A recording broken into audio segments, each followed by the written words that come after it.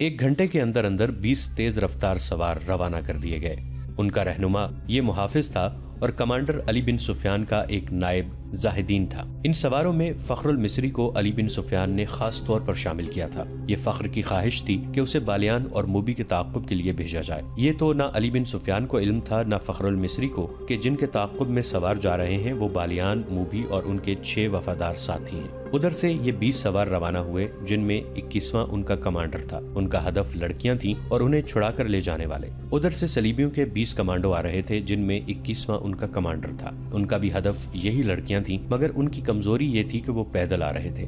दोनों पार्टियों में से किसी को भी मालूम न था कि जिनके ताक़ुब में वो जा रहे हैं वो कहाँ हैं। सलीबियों की कमांडो पार्टी अगले रोज सूरज गुरूब होने के कुछ देर पहले खासा फासला तय कर चुकी थी। रास्ता ऊपर चढ़ रहा था। वो इलाका नशेबो फराज का था। ये लोग बुलंदी पर गए तो उन्हें दूर एक मैदान में, जहाँ खजूर के बहुत से दरख्तों के साथ दूसरी किस्म के दरख्त भी थे, बेशुमार ऊंट नजर आए। उन्हें बिठा बिठा कर उनसे सामान उतारा जा रहा था। 12-14 घोड़े भी थे। उनके सवार फौजी मालूम होते थे, बाकी तमाम शुतरबान थे। ये 21 सलीबी रुक गए। उन्होंने एक दूसरे की तरफ देखा, जैसे उन्हें यकीन न आ रहा हो कि वो ऊंट और घोड़े हैं। यही इनकी जरूरत थी। उनके कमांडर ने पार्टी को रोक लिया और कहा, हम सच्चे दिल से सलीब पर हाथ रखकर कसम खा आए हैं। वो देखो सलीब का करिश्मा, ये मौजज़ा है। खुदा ने आसमान से तुम्हारे लिए सवारी भेजी है। तुम में से जिसके दिल में किसी गुनाह का या फर्ज से कोताही का या जान बचाकर भागने का ख्याल है, वो फौरन निकाल दो। खुदा का बेटा जो मजलूमों का दोस्त और जालिमों का दुश्मन है, तुम्हारी मदद के लिए आसमान से उतर आया है। सबके चेहरों पर थकन के जो आसार थे वो गायब हो गए और चेहरों पर रौनक आ गई। उन्होंने अभी इस पहलू पर गौर ही नहीं किया था कि इतने बेशुमार ऊंटों और घोड़ों में से, जिनके साथ इतने ज्यादा शुतरबान और फौजी हैं, वो अपनी जरूरत के मुताबिक जानवर किस तरह हासिल करेंगे। ये 100 के लगभग ऊंटों का काफिला था जो महाज पर फौज के लिए राशन लेकर जा रहा था। चूंकि मुल्क के अंदर दुश्मन का कोई खतरा नहीं था, इसलिए काफिले की हिफाजत का कोई खास एहतमाम नहीं किया गया था। सिर्फ 10 घोड़ा सवार साथ भेज दिए गए थे।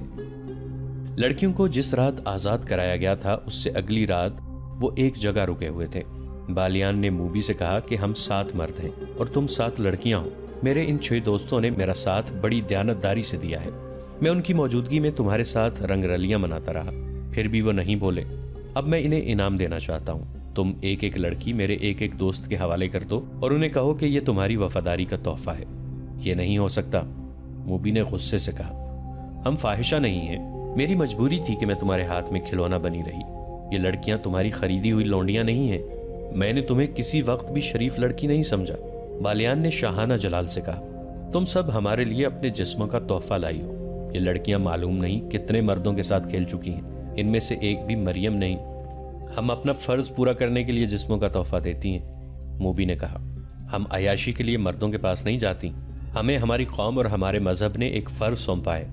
उस फर्ज की अदायगी के लिए हम अपना जिस्म, अपना हुस्न और अपनी इस्मत को हथियार के तौर पर इस्तेमाल करती हैं। हमारा फर्ज पूरा हो चुका है। अब तुम जो कुछ कह रहे हो ये अयाशी है जो हमें मंजूर नहीं। जिस रोज हम अयाशी में उलझ गई, उस रोज से सलीब का जवाल शुरू हो जाएगा। सलीब टूट जाएगी। हम अपनी इस्मत के शीशे को तोड़ देती हैं ताकि सलीब न टूटे। हमें ट्रेनिंग दी गई है कि एक मुसलमान सरबराह को तबाह करने के लिए 10 मुसलमानों के साथ रातें बसर करना जायज है और कार्य सवाब है। मुसलमानों के एक मजहबी पेशवा को अपने जिस्म से नापाक करने को हम एक अजीम कार्य खैर समझती हैं। शुतरबान निहत्ते थे। अभी छापा मार और शबखून मारने वाले मैदान में नहीं आए थे। सलीबियों के ये 21 आदमी पहले छापा मार थे, या इससे पहले सलाहुद्दीन अय्यूबी ने शबखून का वो तरीका आजमाया था जिसमें थोड़े से सवारों ने सूडानियों की फौज के अकबी हिस्से पर हमला किया और गायब हो गए थे। इस वार करो और भागो के तरीके जंग की कामयाबी को देखते हुए सुल्तान अय्यूबी ने तेज रफ्तार, ज़हीन और जिस्मानी लिहाज से गैर मामूली तौर पर सेहतमंद अस्करियों के दस्ते तैयार करने का हुक्म दे दिया था और दुश्मन के मुल्क में लड़ाका जासूस भेजने की स्कीम भी तैयार कर ली थी। लेकिन सलीबियों को अभी शबखून और छापों की नहीं सूझी थी। किसी निजी काफिले को डाकू बाज औकात लूट लिया करते थे। सरकारी काफिले हमेशा महफूज रहते थे, इसलिए फौजों के रसद के काफिले बेखौफ खतर रवां दवां रहते थे। इससे पहले भी इसी महाज के लिए 2 बार रसद के काफिले जा चुके थे और इसी इलाके से गुजरे थे, लिहाजा हिफाजत इक़दामात की जरूरत नहीं समझी जाती थी। यह काफिला भी खतरों से बेपरवाह महाज को जा रहा था और रात के लिए यहाँ पड़ाव कर रहा था।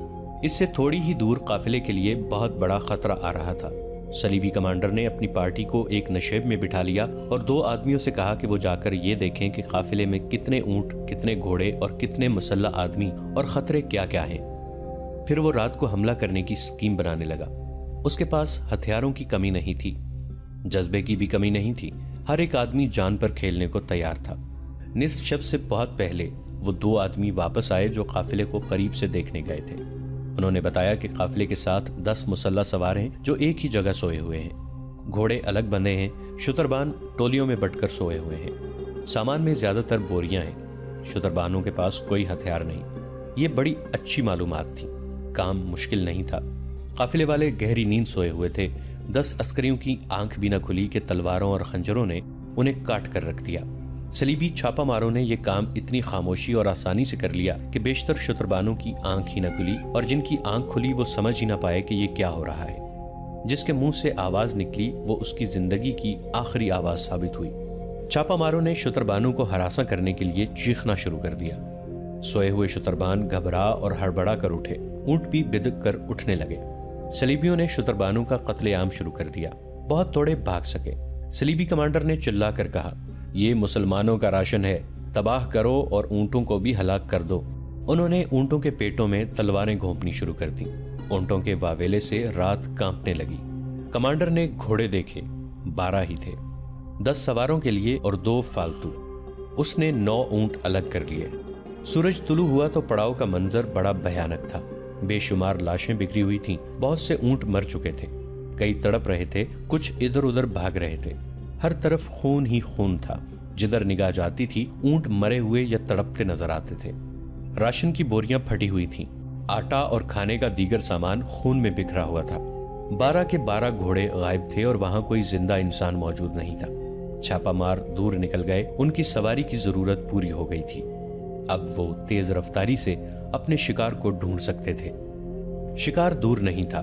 बालियान का दिमाग पहले ही मूबी के हुस्न और जवानी और शराब ने माउफ कर रखा था। अब उसके पास 7 हसीन और जवान लड़कियां थीं। वो खतरों को भूल ही गया था। मूबी उसे बार बार कहती कि इतना ज्यादा कहीं रुकना ठीक नहीं। जितनी जल्दी हो सके समंदर तक पहुंचने की कोशिश करो, हमारा ताक़ुब हो रहा होगा। तो इसका मतलब ये हुआ कि तुम सलीब की बका के लिए मुझे इस्तेमाल कर रही हो। बालियान के एहसासात आहिस्ता आहिस्ता जागने लगे। क्या तुम मुझे सलीब का मुहाफिज बनाना चाहती हो? क्या तुम अभी तक शक में हो?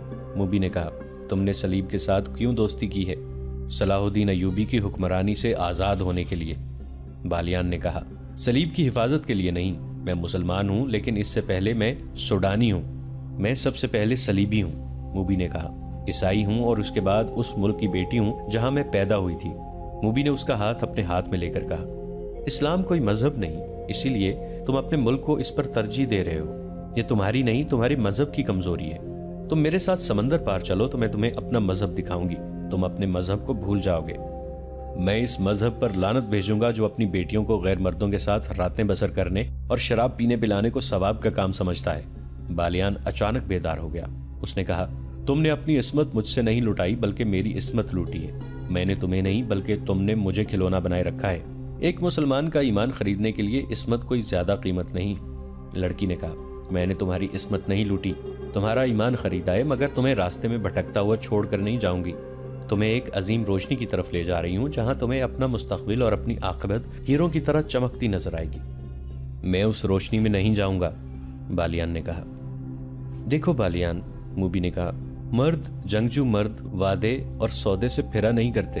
तुम मेरा सौदा कबूल कर चुके हो। मैंने तुम्हारा ईमान खरीदकर शराब में डुबो दिया है और तुम्हें मुंह मांगी कीमत दी है। इतने दिनों से तुम्हारी लोंडी और बेनिकाही बीवी बनी हुई हूं। इस सौदे से फिरो नहीं। एक कमजोर लड़की को धोखा न दो।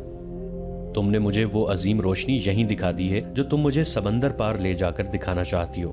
बालियान ने कहा, मुझे अपना मुस्तकबिल और अपनी आखिरत हीरों की तरह चमकती नजर आने लगी है। मूबी ने कुछ कहने की कोशिश की तो बालियान गरज कर बोला, खामोश रहो लड़की। सलाहुद्दीन अयूबी मेरा दुश्मन हो सकता है, लेकिन मैं रसूलुल्लाह सल्लल्लाहु अलैहि वसल्लम का दुश्मन नहीं हो सकता, जिनका सलाहुद्दीन अयूबी भी नाम लेवा है। मैं उन रसूलुल्लाह सल्लल्लाहु अलैहि वसल्लम के नाम पर मिस्र और सूडान कुर्बान कर सकता हूँ। उनके अजीम और मुकद्दस नाम पर मैं सलाहुद्दीन अयूबी के आगे हथियार डाल सकता हूँ। मैं तुमको कई बार कह चुकी हूँ कि शराब कम पिया करो, मूबी ने कहा। एक शराब, दूसरे रात भर जागना और मेरे जिस्म के साथ खेलते रहना। देखो तुम्हारा दिमाग बिल्कुल बेकार हो गया है। तुम ये भी भूल गए हो कि मैं तुम्हारी बीवी हूँ। मैं किसी फाहिशा सलीबी का खामन नहीं हो सकता। उसकी नजर शराब की बोतल पर पड़ी। उसने बोतल उठाकर परे फेंक दी और उठ खड़ा हुआ। उसने अपने दोस्तों को बुलाया, वो दौड़ते आए। उसने कहा, ये लड़कियां और ये लड़की भी तुम्हारे कैदी हैं, इन्हें वापस काहिरा ले चलो। काहिरा? एक ने हैरान होकर कहा, अब काहिरा जाना चाहते हैं? हाँ, उसने कहा। काहिरा? हैरान होने की जरूरत नहीं। इस रेगजार में कब तक भटकते रहोगे? कहाँ जाओगे? चलो, घोड़ों पर जीने कसो और हर लड़की को एक एक घोड़े की पीठ पर बांध के ले चलो। सहरा में ऊंट का सफर बेआवाज़ पा होता है। घोड़ों के टापों की हल्की हल्की आवाजें सुनाई देती हैं, लेकिन ऊंट के पांव खुदा ने ऐसे बनाए हैं कि हल्की सी आवाज भी पैदा नहीं होती। बालियान जिस वक्त मूबी के साथ बातें कर रहा था, उसे महसूस तक न हुआ कि एक ऊंट एक छोटे से रेतले टीले की ओट में खड़ा उन दोनों को और 6 लड़कियों को और इन 6 आदमियों को देख रहा है। वो सलीबी कमांडर पार्टी का एक आदमी था। उस पार्टी का कमांडर अक्लमंद आदमी था। बालियान के डेरे से तकरीबन निस्फ मील दूर उसने पड़ाव किया था। उसके वहमो गुमान में भी नहीं था कि उसका शिकार उससे निस्फ मील दूर है। उसने फौजी दानिशमंदी से काम लेते हुए रात को 3 आदमियों को ये ड्यूटी दी थी कि वो ऊंटों पर सवार होकर दूर दूर तक घूम आए और जहां उन्हें कोई खतरा या काम की कोई चीज नजर आए, आकर इत्तला दें। इस काम के लिए ऊंट की सवारी मौजू सवारी थी, क्योंकि उसके पांव की आवाज नहीं होती। तीनों सवार मुख्तलिफ सिमतों को चले गए थे। ये सारा इलाका ऐसा था कि पड़ाव के लिए निहायत अच्छा था। इसलिए कमांडर ने सोचा था कि यहाँ किसी और ने भी डेरे डाल रखे होंगे। एक शुतर सवार को रोशनी सी नजर आई तो वो उस तरफ चल पड़ा। ये एक छोटी सी मशल थी जो बालियान के आरजी कैंप में जल रही थी। शुतर सवार आगे गया तो एक टीले के पीछे हो गया। ये इतना ही ऊंचा था कि ऊंट पर सवार होकर आगे देखा जा सकता था। ऊंट और सवार उसके पीछे छुप गए थे। उसे हल्की हल्की रोशनियों में से लड़कियां नजर आने लगीं जो बालियान के फौजी दोस्तों के साथ गपशप लगा रही थीं। उनसे कुछ दूर एक और लड़की एक आदमी के साथ बातें करती नजर आई। जरा परे बहुत से घोड़े बंधे हुए थे। उनमें वो घोड़े भी थे जो उन लोगों ने कैदियों के मुहाफिजों को कत्ल करके हासिल किए थे। सलीबी शुतर सवार ने ऊंट को मोड़ा, कुछ दूर तक आहिस्ता आहिस्ता चला और फिर ऊंट दौड़ा दिया। ऊंट के लिए निस्फ मील का फासला कुछ भी नहीं था। सवार ने अपनी पार्टी को खुशखबरी सुनाई कि शिकार हमारे कदमों में है। कमांडर ने एक लम्हा भी जाया न किया। शुतर सवार से हदफ की तफसील पूछी और पार्टी को पैदल चला दिया। घोड़े के कदमों की आवाज से शिकार के चुकन्ना हो जाने का खतरा था। जिस वक्त ये पार्टी बालियान के डेरे तक पहुंची, बालियान हुक्म दे चुका था कि एक एक लड़की को घोड़े की पीठ पर बांध दो। उसके दोस्त हैरत ज़दा होकर बालियान को देख रहे थे कि उसका दिमाग खराब हो गया है। उन्होंने उसके साथ बहस शुरू कर दी और वक्त जाया होता रहा। बालियान ने उन्हें बड़ी मुश्किल से कायल किया कि जो कुछ कह रहा है होश ठिकाने रखकर कह रहा है और काहिरा चले जाने में ही मसलहत और आफियत है। लड़कियां परेशानी के आलम में उसे देख रही थीं। बालियान के आदमियों ने घोड़ों पर जीने डाली और लड़कियों को पकड़ लिया। अचानक उन पर आफत टूट पड़ी। बालियान ने बुलंद आवाज से बार बार कहा, हम हथियार डालना चाहते हैं, लड़कियों को काहिरा लेकर जा रहे हैं। वो हमला आवर को सुल्तान अयूबी के फौजी समझ रहा था, लेकिन एक खंजर ने उसके दिल में उतरकर उसे खामोश कर दिया। उसके दोस्त इतने ज्यादा आदमियों के ऐसे अचानक हमले का मुकाबला न कर सके, संभलने से पहले ही खत्म हो गए। सलीबियों का छापा कामयाब था। लड़कियां आजाद हो चुकी थीं। छापामार फौरन उन्हें अपनी जगह ले गए। उन्होंने कमांडर को पहचान लिया, वो भी उनकी पार्टी का जासूस था। उन्होंने रात वहीं बसर करने का फैसला किया और पहरे के लिए 2 संतरी खड़े कर दिए जो डेरे के इर्द गिर्द घूमने लगे। सुल्तान अयूबी के भेजे हुए सवार उस जगह से अभी दूर थे जहां से कैदी लड़कियां बालियान के आदमियों ने रिहा कराई थीं। रात को भी चले जा रहे थे। वो ताक़ुब में वक्त जाया नहीं करना चाहते थे। रहनुमा उनके साथ था। वो रास्ता और जगह भूला नहीं था। वो उन्हें उसी जगह ले गया जहां उन पर हमला हुआ था। एक मशल जलाकर देखा गया, वहां रॉबिन और उसके साथियों की लाशें और उनके मुहाफिजों की लाशें पड़ी थीं। ये चीरी फाड़ी और खाई हुई थीं। उस वक्त भी सहराई लोमड़ियां और गीदड़ उन्हें खा रहे थे। सवारों को देखकर ये दरिंदे भाग गए।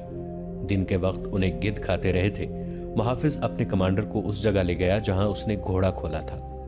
वहां से मशल की रोशनी में जमीन देखी गई। घोड़े के कदमों के निशान नजर आ रहे थे और सिमत की निशानदही कर रहे थे जिधर ये गए थे, मगर रात के वक्त उनके निशानों को देख देख कर चलना बहुत मुश्किल था। वक्त जाया होने का और भटक जाने का डर था। रात को वहीं कयाम किया गया। सलीबी पार्टी के कैंप में सब जाग रहे थे। वो बहुत खुश थे। कमांडर ने फैसला किया था कि शहर की तारीकी में बहरे रूम की तरफ रवाना हो जाएंगे।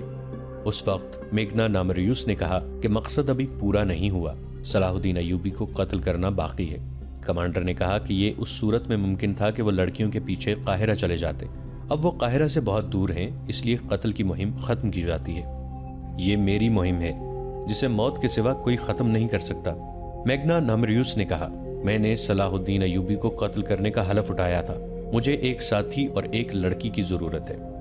यह फैसला मुझे करना है कि हमें क्या करना है।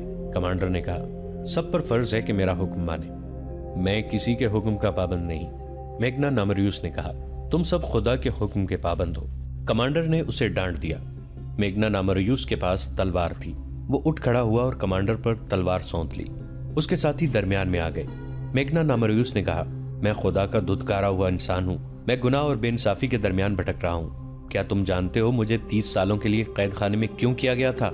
5 साल गुजरे, मेरी एक बहन जिसकी उम्र 16 साल थी अगवा कर ली गई थी। मैं गरीब आदमी हूँ, मेरा बाप मर चुका है, माँ अंधी है, मेरे छोटे छोटे बच्चे हैं। मेहनत मुशक्कत करके उन सबका पेट पालता था।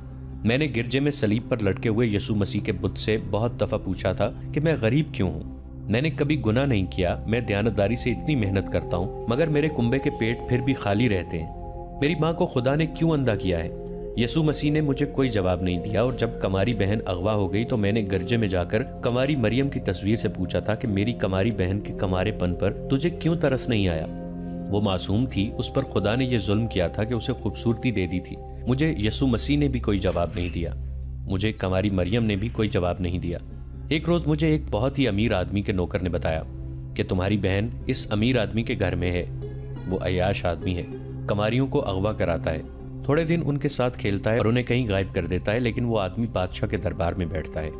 लोग इसकी इज्जत करते हैं। बादशाह ने उसे रुतबे की तलवार दी है। गुनाहगार होते हुए खुदा उस पर खुश है। दुनिया का कानून उसके हाथ में खिलौना है। मैं उसके घर गया और अपनी बहन वापस मांगी। उसने मुझे धक्के देकर अपने महल से निकाल दिया।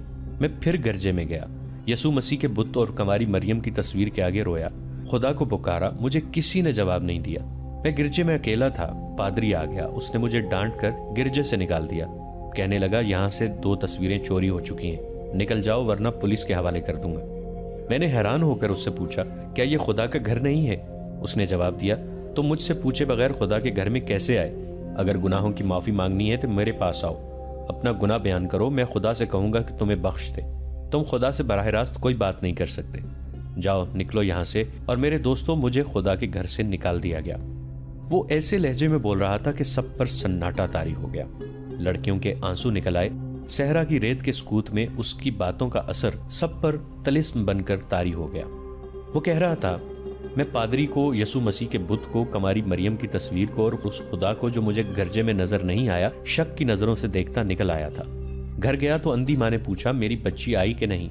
मेरी बीवी ने पूछा, मेरे बच्चों ने पूछा। मैं भी बुत और तस्वीर की तरह चुप रहा, मगर मेरे अंदर से एक तूफान उठा और मैं बाहर निकल गया। मैं सारा दिन घूमता फिरता रहा। शाम के वक्त मैंने एक खंजर खरीदा और दरिया के किनारे टहलता रहा। रात अंधेरी हो गई और बहुत देर बाद मैं एक तरफ चल पड़ा।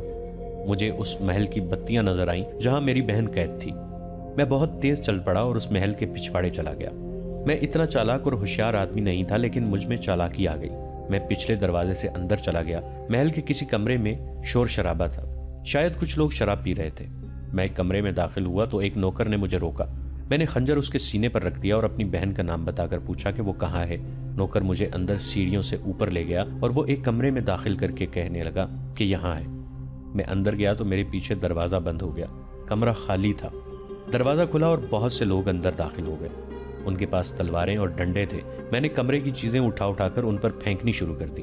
बहुत तोड़फोड़ की। उन्होंने मुझे पकड़ लिया, मुझे मारा पीटा और मैं बेहोश हो गया। जब होश में आया तो हथकड़ियों और बेड़ियों में जकड़ा हुआ था। मेरे खिलाफ इल्जाम ये थे कि मैंने डाका डाला, बादशाह के दरबारी का घर बर्बाद किया और 3 आदमियों को कत्ल की नीयत से जख्मी किया। मेरी फरियाद किसी ने न सुनी और मुझे 30 साल सजाए कैद देकर कैद खाने के जहन्नुम में फेंक दिया गया। अभी 5 साल पूरे हुए हैं। मैं इंसान नहीं रहा। तुम कैद खाने की सख्तियां नहीं जानते। दिन के वक्त मवेशियों के जैसा काम लेते हैं और रात को कुत्तों की तरह जंजीर डालकर कोठरी में बंद कर देते हैं। मुझे कुछ मालूम नहीं था कि मेरी अंधी माँ जिंदा है या मर चुकी है। बीवी बच्चों का भी कुछ पता नहीं था। मुझे खतरनाक डाकू समझकर किसी से मिलने नहीं दिया जाता था। नादरीन, आज की किस्त में इतना ही। हमारी नई वीडियो से बाखबर रहने के लिए हमारे इस चैनल को सब्सक्राइब करके नीचे मौजूद बेल आइकन को जरूर प्रेस कीजिएगा। आपसे मुलाकात होगी नई वीडियो के साथ।